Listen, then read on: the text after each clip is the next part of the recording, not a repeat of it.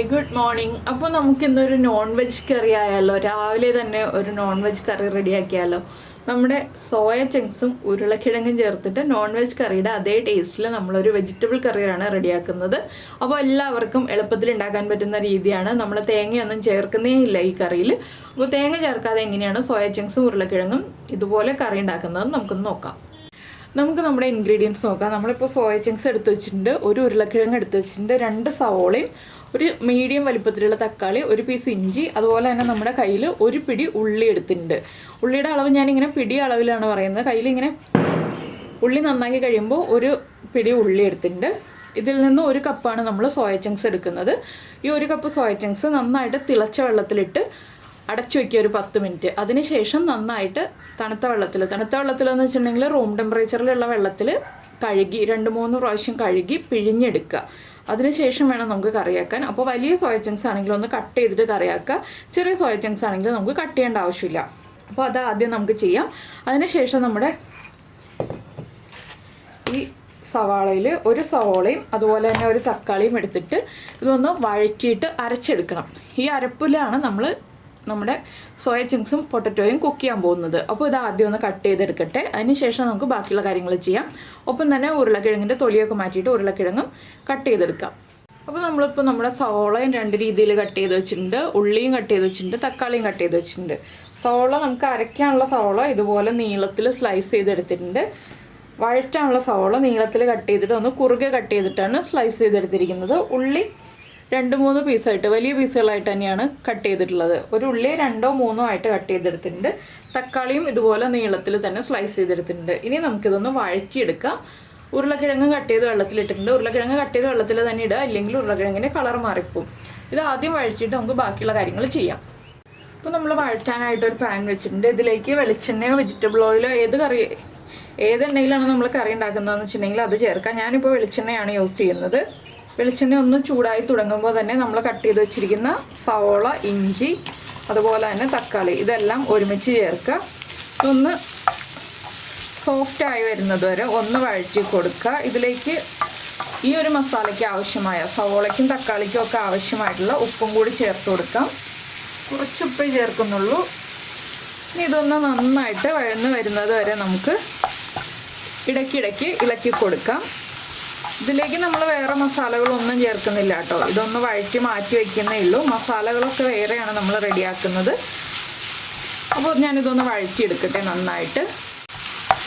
അപ്പോൾ നമ്മുടെ തക്കാളിയും സവോളയും ഇഞ്ചിയും ഒക്കെ നന്നായിട്ട് വഴന്ന് വന്നിട്ടുണ്ട്. നിങ്ങൾക്ക് വെളുത്തുള്ളി ചേർക്കണം എന്ന് നിർബന്ധമാണെങ്കിൽ 2 അല്ലി വെളുത്തുള്ളിയും കൂടി ഇതിൻ്റെ കൂടെ ചേർത്ത് വഴറ്റാം കേട്ടോ. ഇനിയിപ്പോൾ നമുക്ക് ഫ്ലെയിം ഓഫ് ചെയ്തിട്ട് ഇതൊന്ന് ചൂട് മാറാൻ വേണ്ടി എടുത്ത് വയ്ക്കാം. വേറൊരു പാനിൽ നമ്മുടെ മസാലകളൊന്ന് റോസ്റ്റ് ചെയ്തെടുക്കാം. ഡ്രൈ റോസ്റ്റാണ് ചെയ്യുന്നത്. അപ്പോൾ ഞാൻ ഇനി അതെടുക്കട്ടെ. അപ്പോൾ നമ്മുടെ മസാലകൾ ഡ്രൈ റോസ്റ്റ് ചെയ്തെടുക്കാനായിട്ട് വേറെ പാൻ വെച്ചിട്ടുണ്ട്. ലോ ഫ്ലെയിമിൽ വയ്ക്കുക. പാൻ നന്നായിട്ട് ചൂടാവുന്നതിന് മുന്നേ നമുക്ക് ആദ്യം ഒരു 2 ടേബിൾ സ്പൂൺ മല്ലി ചേർത്ത് കൊടുക്കാം. ഒരു 3-4 ഗ്രാമ്പു, 1 പീസ് തക്കോലം, നമ്മുടെ സ്റ്റാർ അനീസ്. വലിയ ഏലയ്ക്കാണെങ്കിൽ 1 ഏലക്ക മതി. എൻ്റെ കയ്യിൽ ചെറിയ ഏലക്ക ആയതുകൊണ്ട് 2 ഏലക്ക ചേർക്കുന്നുണ്ട്. പിന്നെ നമ്മൾ ചേർക്കുന്നത് 1 ടീസ്പൂൺ കുരുമുളക്, 1.5 ടേബിൾ സ്പൂൺ പെരിഞ്ജീരകം ചേർക്കാം. പെരിഞ്ജീരകത്തിൻ്റെ ഫ്ലേവറാണ് കൂടുതൽ വേണ്ടത്. പിന്നെ അധികം തിക്നെസ് ഇല്ലാത്ത 2 പീസ് പട്ട. അധികം തിക്നെസ് ഇല്ല എന്ന് പറഞ്ഞാൽ വളരെ തിന്നായിട്ടുള്ള പീസാണ്. ഒന്ന് ചെറുതാക്കി ഇട്ട് കൊടുക്കുക. 1/2 ടീസ്പൂൺ ചെറിയ ജീരകം, നമ്മൾ സാമ്പാറിലൊക്കെ അരയ്ക്കുന്ന അല്ലെങ്കിൽ തേങ്ങ അരയ്ക്കുന്ന കറികളിൽ ചേർക്കുന്ന ജീരകം. ഇനി ഇതെല്ലാം ചേർത്തൊന്ന് റോസ്റ്റ് ചെയ്തെടുക്കുക. ഹൈ ഫ്ലെയിമിൽ വെക്കേണ്ട, ഒരു ചെറിയ ഫ്ലെയിമിൽ, മീഡിയം ഫ്ലെയിമിൽ വെച്ചാൽ മതി. കരിഞ്ഞു പോവാതെ ഇളക്കി കൊടുക്കുക എല്ലാം ചേർത്ത്. ഇതൊന്ന് നന്നായിട്ട് ചൂടായി വരണം. കളർ മാറിയൊന്നും പോകണ്ട. ചെറുതായിട്ടൊന്ന് കളർ മാറി തുടങ്ങുമ്പോൾ തന്നെ ഫ്ലെയിം ഓഫ് ചെയ്ത് വയ്ക്കുക. ഇതിൽ ജീരകമൊക്കെ ഒന്ന് പൊട്ടി കഴിയുമ്പോൾ നമുക്ക് ഫ്ലെയിം ഓഫ് ചെയ്യാം. ജീരകം പൊട്ടി കഴിയുമ്പോൾ തന്നെ ബാക്കിയുള്ളതെല്ലാം ചൂടായി വന്നോളും. അപ്പോൾ നമ്മുടെ മസാലകൾ നന്നായിട്ട് ചൂടായി വന്നിട്ടുണ്ട്. നമുക്ക് ഫ്ലെയിം ഓഫ് ചെയ്തിട്ട് വേറൊരു പാത്രത്തിലേക്ക് മാറ്റി വയ്ക്കാം. എന്താണെന്ന് വെച്ചിട്ടുണ്ടെങ്കിൽ ഈ പാനിൻ്റെ ചൂടിൽ തന്നെ ഇരിക്കുമ്പോൾ വീണ്ടും ഇത് കരിഞ്ഞു പോകാൻ സാധ്യതയുണ്ട്. അപ്പോൾ ഒന്ന് ചൂട് മാറി വന്നിട്ട് നമുക്ക് മിക്സിയുടെ ഏറ്റവും ചെറിയ ജാറിൽ പൊടിച്ചെടുക്കാം. അപ്പോൾ ഇതൊക്കെ ചൂട് മാറി റെഡിയായി വരട്ടെ. ഈ സമയത്ത് നമ്മൾ ആദ്യം വഴറ്റി വെച്ച സവോളയൊക്കെ ഒന്ന് ചൂട് മാറി വന്നിട്ടുണ്ട്. നമുക്ക് അത് അരച്ചെടുക്കാം. ഇതെല്ലാം കഴിഞ്ഞിട്ട് ബാക്കിയുള്ള കാര്യങ്ങൾ ചെയ്യാം. അപ്പോൾ നമ്മൾ നമ്മുടെ സവോളയൊക്കെ വഴറ്റി ഇതൊക്കെ അരച്ചെടുത്തു, മസാലകൾ പൊടിച്ചെടുത്തു. ഇനി വേറൊരു പാൻ വെച്ചിട്ടുണ്ട്. കുറച്ച് വലിയ പാൻ വെക്കുക, നമുക്ക് കറി റെഡിയാക്കാനാണിത്. അപ്പോൾ ഈ ഒരു മസാല നമ്മൾ തലേ ദിവസം പൊടിച്ച് വയ്ക്കണമെങ്കിൽ പൊടിച്ച് വയ്ക്കാം, പിന്നെ ഫ്രഷായിട്ട് പൊടിച്ച് ചേർക്കുമ്പോൾ അതിനൊരു പ്രത്യേക ടേസ്റ്റാണ്. ഇനി നമുക്ക് ഈ പാനിലേക്ക് കുറച്ച് വെളിച്ചെണ്ണ ചേർക്കാം. കുറച്ചധികം വേണം. വെളിച്ചെണ്ണയാണെങ്കിലും വെജിറ്റബിൾ ഓയിലാണെങ്കിലും നമുക്ക് എണ്ണ തെളിഞ്ഞ് കിട്ടണം ഈ കറിയിൽ. അതുകൊണ്ടാണ് നമ്മൾ വറുത്തരച്ചൊന്നും ചേർക്കുന്നില്ലല്ലോ. അപ്പോൾ കുറച്ച് എണ്ണ കൂടുതൽ ചേർക്കുക. ഇനി എണ്ണയൊന്ന് ചൂടായി തുടങ്ങുമ്പോൾ നമ്മൾ കട്ട് ചെയ്ത് വെച്ചിരിക്കുന്ന സവോളയും ഉള്ളിയും ഇത് രണ്ടും കൂടി ചേർന്നത് ഇതിലേക്ക് ചേർത്ത് കൊടുക്കുക. ഉള്ളി ചേർക്കണമെന്ന് നിർബന്ധമൊന്നുമില്ല, പക്ഷെ ചേർത്താൽ ടേസ്റ്റ് കൂടുതലാണ്. നിങ്ങൾ ഉള്ളി ചേർത്ത് ഇതുപോലെ ചെയ്തിട്ടില്ലെങ്കിൽ ഒന്ന് ചെയ്ത് നോക്കൂ, നല്ല ടേസ്റ്റ് തന്നെയാണ്. അപ്പോൾ ഉള്ളി ചേർക്കാൻ പറ്റുമെങ്കിൽ ചേർക്കാം കേട്ടോ, കുറച്ചെങ്കിലും കുറച്ച് ചേർത്ത് കൊടുക്കുക. അപ്പോൾ ഇനി നമുക്കിതിലേക്ക് കുറച്ച് കറിവേപ്പില ചേർത്ത് കൊടുക്കണം. 2-3 തണ്ട് കറിവേപ്പില ചേർക്കാം. കറിവേപ്പിലയും ചേർത്ത് ഇതൊന്ന് ചൂടായി വരുന്നത് വരെ ഒന്ന് ഇളക്കി കൊടുക്കുക. ഒരുപാട് വഴറ്റിയെടുക്കേണ്ട, ചെറുതായിട്ടൊന്ന് ചൂടായി തുടങ്ങുമ്പോൾ നമുക്കിതിലേക്ക് മഞ്ഞൾപ്പൊടി ചേർക്കണം. എന്താണെന്ന് വെച്ചാൽ ഞാൻ കഴിഞ്ഞ വീഡിയോയിലൊക്കെ പറഞ്ഞിരുന്നു, മഞ്ഞൾപ്പൊടി നമ്മൾ ആദ്യമേ തന്നെ ചേർക്കുകയാണെങ്കിൽ ഒരു പ്രത്യേക ടേസ്റ്റ് ആണെന്നുള്ളത്. അപ്പോൾ നമുക്കിനി മഞ്ഞൾപ്പൊടിയും കൂടി ചേർത്ത് കൊടുക്കാം. ഒരു 3/4 ടീസ്പൂൺ മഞ്ഞൾപ്പൊടി. ഇനി ഇതൊന്ന് നന്നായിട്ട് ഇളക്കി വഴറ്റുക, ചെറുതായിട്ടൊന്ന് വഴറ്റിയെടുക്കുക. ഉള്ളിയൊക്കെ സോഫ്റ്റായി സവോളയൊക്കെ ഒന്ന് സോഫ്റ്റായി വരുന്നത് വരെ നമ്മളൊന്ന് ഒരു 3 മിനിറ്റോളം ഇളക്കി കൊടുക്കുക. ഹൈ ഫ്ലെയിമിൽ തന്നെ വെച്ചോളൂ 3 മിനിറ്റ്. അതൊന്ന് കുക്കായി വരട്ടെ. അതിനുശേഷം നമുക്ക് ബാക്കിയുള്ള കാര്യങ്ങളൊക്കെ ചേർക്കാം. ഇപ്പോൾ നമ്മുടെ സവോളയും ഉള്ളിയും ഒന്ന് സോഫ്റ്റായി തുടങ്ങിയിട്ടുണ്ട്. ഇനി നമുക്കിതിലേക്ക് മുളക് പൊടി ചേർത്ത് കൊടുക്കാം. നമ്മൾ കുരുമുളക് ചേർത്തിട്ടുണ്ട് മസാലകൾ പൊടിച്ചെടുക്കുമ്പോൾ. ഇപ്പോൾ നമുക്ക് എത്ര എരിവ് ആവശ്യമാണോ അതനുസരിച്ച് മുളക് പൊടി ചേർക്കാം. ഞാനിപ്പോൾ ഒരു 1.5 ടീസ്പൂൺ മുളക് പൊടിയാണ് ചേർക്കുന്നത്. എരിവുള്ള മുളക് പൊടിയാണ്, അതുകൊണ്ടാണ് 1.5 ടീസ്പൂൺ ചേർക്കുന്നത്. കാശ്മീരി ചില്ലി പൗഡർ ആണെങ്കിൽ 2.25 ടീസ്പൂൺ വരെ ചേർക്കാം. പിന്നെ നിങ്ങളുടെ എരിവനുസരിച്ച് മുളക് പൊടിയുടെ അളവിലൊക്കെ വ്യത്യാസം വരുത്താം കേട്ടോ. ഈ മുളക് പൊടിയും കൂടി ചേർത്ത് ഒന്ന് കുക്കായി വന്നു കഴിയുമ്പോൾ നമ്മൾ ഇവിടെ ഇത് കണ്ടോ, സോയ ചങ്ക്സ് കട്ട് ചെയ്ത് വെച്ചിട്ടുണ്ട്. ചൂടുവെള്ളത്തിലിട്ടതിന് ശേഷം നന്നായിട്ട് വാഷ് ചെയ്ത് പിഴിഞ്ഞെടുത്തിട്ട് ഇതുപോലെ ചെറിയ പീസുകളായിട്ട് കട്ട് ചെയ്ത്, ഒരു സോയ ചങ്ക്സിന് 4 പീസോ 6 പീസായിട്ട് കട്ട് ചെയ്യുക. നമ്മുടെ കയ്യിലുള്ള സോയ ചങ്ക്സിൻ്റെ വലിപ്പം അനുസരിച്ച് കട്ട് ചെയ്തിട്ട് ഒന്നുകൂടി ഒന്ന് പിഴിഞ്ഞെടുക്കുക കേട്ടോ. അപ്പോൾ സോയ ചങ്ക്സിലുള്ള കംപ്ലീറ്റ് വെള്ളവും മാറി കിട്ടും. അതിനാണ് കട്ട് ചെയ്തതിന് ശേഷം വീണ്ടും ഒന്നുകൂടി പിഴിഞ്ഞെടുക്കുക എന്ന് പറയുന്നത്. അപ്പോൾ നമ്മുടെ മുളക് പൊടി ഇതാ കുക്കായി വരുന്നുണ്ട്. നമുക്കിനി ഇതിലേക്ക് നമ്മൾ കട്ട് ചെയ്ത് വെച്ചിരിക്കുന്ന സോയ ചങ്ക്സ് ചേർക്കാം.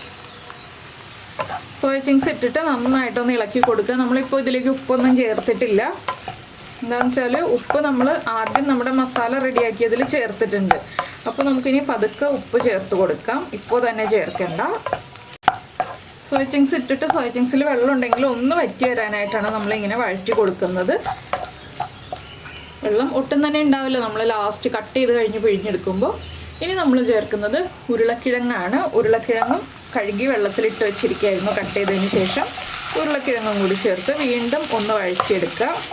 ഉരുളക്കിഴങ്ങും ചേർത്ത് വീണ്ടും ഒന്ന് ഇളക്കി കൊടുത്തിട്ടുണ്ട്. ഇനി നമ്മൾ ചേർക്കാൻ പോകുന്നത് നമ്മുടെ അരപ്പ്, നമ്മൾ സവോളയും തക്കാളിയും ചേർത്ത് അരച്ചെടുത്ത അരപ്പ്.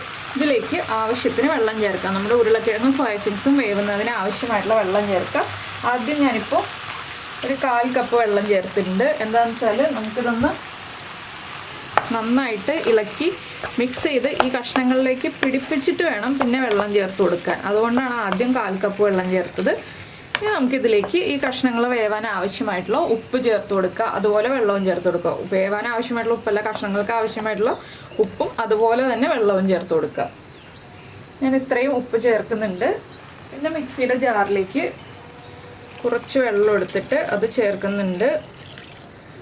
ഈ ഉരുളക്കിഴങ്ങിൻ്റെയും സോയ ചങ്ക്സിൻ്റെയും മുകളിൽ നിൽക്കുന്ന രീതിയിൽ വെള്ളം ചേർക്കുന്നത്. പിന്നെ നമുക്ക് എത്രത്തോളം ഗ്രേവി വേണം എന്നുള്ളതനുസരിച്ച് വെള്ളത്തിൻ്റെ അളവിൽ വ്യത്യാസം വരുത്തുക.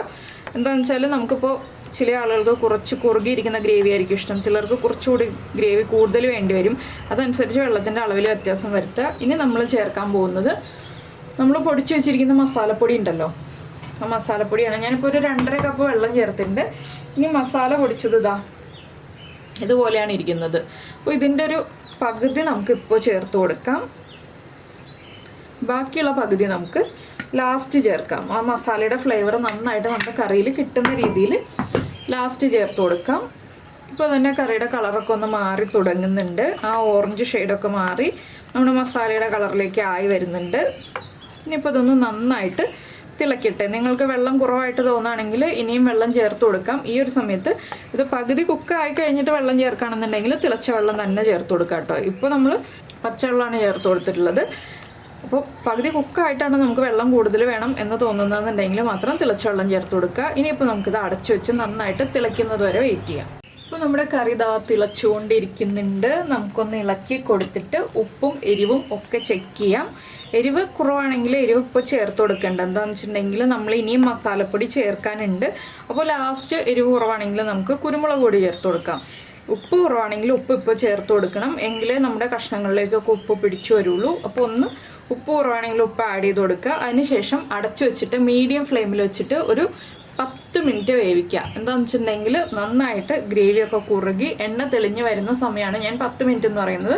പിന്നെ നമ്മൾ ചേർക്കുന്ന വെള്ളത്തിൻ്റെ അളവനുസരിച്ച് 10-12 മിനിറ്റ് അങ്ങോട്ടും ഇങ്ങോട്ടും വ്യത്യാസം വരാം. അപ്പോൾ ഞാൻ ചേർക്കുന്ന വെള്ളത്തിൻ്റെ അളവനുസരിച്ച് ഒരു 10 മിനിറ്റ് കുക്കായി കഴിയുമ്പോൾ കറക്റ്റ് ആയിരിക്കും. അപ്പോൾ എന്തായാലും ഇനി ഞാൻ അടച്ചു വെച്ചിട്ട് 10 മിനിറ്റ് വേവിക്കട്ടെ. ഉപ്പൊക്കെ ചെക്ക് ചെയ്തിട്ട് ഉപ്പ് വേണമെങ്കിൽ ചേർത്ത് കൊടുക്കട്ടെ. അപ്പോൾ നമ്മുടെ കറി നന്നായിട്ട് തിളച്ച് ഒരു 10 മിനിറ്റോളം കുറുകി വന്നിട്ടുണ്ട്. ഇത് കണ്ടോ, ഈ ഒരു പാകത്തിൽ മതി നിങ്ങൾക്കെന്നുണ്ടെങ്കിൽ നിങ്ങൾക്ക് ഈ ഒരു സമയത്ത് ബാക്കിയുള്ള മസാലപ്പൊടിയും കൂടി ചേർത്തിട്ട് ഫ്ലെയിം ഓഫ് ചെയ്യാം. ഇതിപ്പോൾ നമുക്ക് ചോറിലേക്കും പുട്ടിലേക്കും പൊറോട്ടയ്ക്കും ചപ്പാത്തിക്കും ഒക്കെ ഒഴിച്ച് കഴിക്കാൻ പറ്റിയ ഒരു കറിയായിട്ടാണ് ഇരിക്കുന്നത്. ഇതുപോലെ ഗ്രേവി വേണ്ട എന്നുണ്ടെങ്കിൽ കുറച്ചുകൂടി കുറുകുന്നത് വരെ നമുക്ക് വെയിറ്റ് ചെയ്യാം. അപ്പോൾ ലോ ഫ്ലെയിമിൽ വെച്ചിട്ട് തന്നെ കുറുക്കിയെടുക്കാൻ ശ്രദ്ധിക്കുക. കറി കുറുകി വരുന്നത് വരെ ലോ ഫ്ലെയിമിൽ തന്നെ വയ്ക്കുക. ഞാനിപ്പോൾ ബാക്കിയുള്ള മസാലപ്പൊടി ചേർക്കുകയാണ്. ഉപ്പൊക്കെ കറക്റ്റാണ് കേട്ടോ. ഉപ്പൊക്കെ കഷ്ണങ്ങളിലേക്ക് നന്നായിട്ട് പിടിച്ചു വന്നിട്ടുണ്ട്. ഇനി നമുക്ക് ബാക്കി മസാലയും കൂടി ചേർത്തിട്ട് നന്നായിട്ടൊന്ന് ഇളക്കി മിക്സ് ചെയ്യുക. ഈ മസാല പൊടിച്ചതിന് ശേഷം തുറന്ന് വയ്ക്കരുത്, അടച്ച് തന്നെ വയ്ക്കണം. എന്താണെന്ന് വെച്ചിട്ടുണ്ടെങ്കിൽ മസാലയുടെ ഫ്ലേവർ പോവും. അതുകൊണ്ടാണ് നമ്മൾ ആ മിക്സിയുടെ ജാറിൽ തന്നെ അടച്ചു വയ്ക്കണം എന്ന് പറയുന്നത്. ഇപ്പോൾ കണ്ടോ, നല്ല കുറുകിയ കറി റെഡി ആയി കഴിഞ്ഞു. കറിയുടെ കളറ് വീണ്ടും കുറച്ചുകൂടി മാറി. ഇനി ഇത് ഞാൻ ഒന്നുകൂടി ഒന്ന് ചെറുതായിട്ട് കുറുകി വരുന്നത് വരെ, വളരെ ചെറുതായിട്ട് ഒരു മിനിറ്റോളം ഒന്ന് തിളപ്പിക്കുന്നുണ്ട്. ഒന്നുകൂടി ഒന്ന് കുറുകി വരാനായിട്ട്. ഒരുപാട് കുറുകേണ്ട ആവശ്യമില്ല. നമുക്ക് ഇത് ചൂട് മാറി വരുമ്പോൾ കറക്റ്റ് പാകമായിരിക്കും. അതുകൊണ്ടാണ് ഒരുപാട് കുറുകേണ്ട ആവശ്യമില്ല എന്ന് പറയുന്നത്. അപ്പോൾ നമ്മുടെ കറി റെഡി ആയിക്കഴിഞ്ഞു. ഇനി നമുക്ക് ഇതിലേക്ക് വീണ്ടും കുറച്ച് കറിവേപ്പില ചേർക്കാം. അതിന് ശേഷം ഫ്ലെയിം ഓഫ് ചെയ്യാം. ആ കറിവേപ്പിലയുടെ ഫ്ലേവറും കൂടി കറിയിലേക്ക് കിട്ടാനാണ് നമ്മൾ കറിവേപ്പില ലാസ്റ്റ് ചേർത്ത് കൊടുക്കുന്നത്. അപ്പോൾ എല്ലാവർക്കും ഈ ഒരു തേങ്ങ വറുത്തരയ്ക്കാത്ത റെസിപ്പി ഇഷ്ടമായി ഉണ്ടാവുമെന്ന് വിചാരിക്കുന്നു. തേങ്ങ വറുത്തരക്കാണെങ്കിലാണ് നിങ്ങൾക്കൊക്കെ കൂടുതൽ സമയം ബുദ്ധിമുട്ടുണ്ടാവുകയെന്നറിയാം. അപ്പോൾ ഇത് തേങ്ങ വറുത്തരയ്ക്കേണ്ട. നമ്മൾ തക്കാളിയും സവാളയും ഒന്ന് വഴറ്റി അരച്ചെടുക്കാനുള്ള ആ ഒരു ടൈമല്ലേ പോകുന്നുള്ളൂ. മസാലകളൊന്ന് പൊടിച്ചെടുക്കുക. ഈ 2 കാര്യങ്ങൾ ചെയ്ത് വെക്കുകയാണെന്നുണ്ടെങ്കിൽ ഇപ്പോൾ വൈകിട്ട് ജോലി കഴിഞ്ഞ് വന്നിട്ടാണെങ്കിലും അല്ലെങ്കിൽ രാവിലെ നേരത്തെ എഴുന്നേൽക്കുമ്പോൾ തന്നെ ഈ കാര്യങ്ങളൊക്കെ ചെയ്ത് വെക്കുകയാണെന്നുണ്ടെങ്കിൽ രാവിലത്തേക്ക് ബ്രേക്ക്ഫാസ്റ്റിനും ലഞ്ചിനും ഒക്കെ ആയിട്ട് ഈ ഒരു കറി റെഡിയാക്കാവുന്നതേ ഉള്ളൂ. അപ്പോൾ എല്ലാവരും ട്രൈ ചെയ്ത് നോക്കുമെന്ന് വിചാരിക്കുന്നു. ട്രൈ ചെയ്ത് നോക്കിയിട്ട് ഫീഡ്ബാക്കൊക്കെ അറിയിക്കുക. അതുപോലെ തന്നെ ഇഷ്ടപ്പെട്ട റെസിപ്പി ആണെങ്കിൽ ഒന്ന് ലൈക്ക് ചെയ്യാൻ മറന്നു പോകരുത്. അപ്പോൾ നമ്മുടെ ചാനൽ ആദ്യമായിട്ട് കാണുകയാണ്, നമ്മുടെ വീഡിയോ പ്രസൻറ്റ് ചെയ്യുന്ന രീതിയൊക്കെ ഇഷ്ടമായിരുന്നുണ്ടെങ്കിൽ നമ്മുടെ ചാനലൊന്ന് സബ്സ്ക്രൈബ് ചെയ്ത് സപ്പോർട്ട് ചെയ്യണേ. ഇത് കണ്ടോ, നമ്മുടെ പൊട്ടറ്റോ ഒക്കെ നന്നായിട്ട് കുക്കായി വന്നിട്ടുണ്ട്. നമ്മളിങ്ങനെ തൊടുമ്പോൾ തന്നെ അത് ഉടഞ്ഞു വരുന്നുണ്ട്. അപ്പോൾ സബ്സ്ക്രൈബ് ചെയ്യുന്നതിന് ഈ വീഡിയോയുടെ താഴെയുള്ള റെഡ് സബ്സ്ക്രൈബ് ബട്ടൺ ഒന്ന് ക്ലിക്ക് ചെയ്യുക. അതിൻ്റെ റൈറ്റ് സൈഡിലുള്ള ബെല്ലൈക്കണും ക്ലിക്ക് ചെയ്യുക. അപ്പോൾ ഓൾ എന്ന് പറഞ്ഞിട്ടൊരു ഓപ്ഷൻ കാണാം. ആ ഓളും കൂടി പ്രസ് ചെയ്തിട്ടുണ്ടെങ്കിൽ ഞാൻ എപ്പോഴും വീഡിയോ അപ്ലോഡ് ചെയ്യുമ്പോൾ നിങ്ങൾക്ക് നോട്ടിഫിക്കേഷൻ വരും. അപ്പോൾ എന്തായാലും നമുക്ക് നമ്മുടെ അടുത്ത റെസിപ്പിയുമായിട്ട് അടുത്ത ദിവസം വീണ്ടും കാണാം.